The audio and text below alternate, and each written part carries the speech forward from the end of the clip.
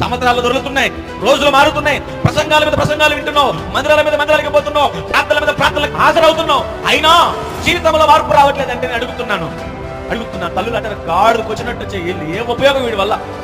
దేవుడు కూడా అదే అంటాడు. ఎందుకు రాని భక్తి జీవితం? నెలలో సంవత్సరాలు మారుతున్నాయి కానీ బతుకులో మార్పు రావటం లేదు, అవసరమా అంటాడు దేవుడు. చిన్నపిల్లల్ని చక్కనేసుకుని గోరుముద్దలు తినిపిస్తూ ఆకాశాన్ని చంద్రులను చుక్కలను చూపిస్తాం. దేవుడు నమ్ముకున్న కొత్తల్లో మీ కొరకు అదే ప్రయాస, అవునా కదా? మీరు పాలు తాగేవారు దేవుడు నమ్ముకున్న కొత్తలు. అయితే పౌలు అంటాడు, కాలాన్ని బట్టి చూస్తే నెలలు సంవత్సరాలు దొరికి వెళ్ళిపోతున్నాయి, ఇప్పుడు మీరు ఎలాంటి వారు? పెరిగి పెద్దవారై ఆహారం భుజించాల్సిన వారు, అయినా మీకు ఇంకా పాలుతోనే మా మాటలు అంటే అయ్యే పని కాదు. మీరు పెరిగి పెద్దవారు అవుతున్నప్పుడు మాటలను బట్టి మీకు అర్థం కావాలి, అయ్యో నేను క్రైస్తవుని. క్రైస్తవుడు అనగా క్రీస్తును ధరించుకున్నవాడు. క్రీస్తును ధరించుకున్నవాడు ఎట్లా బ్రతకాలి?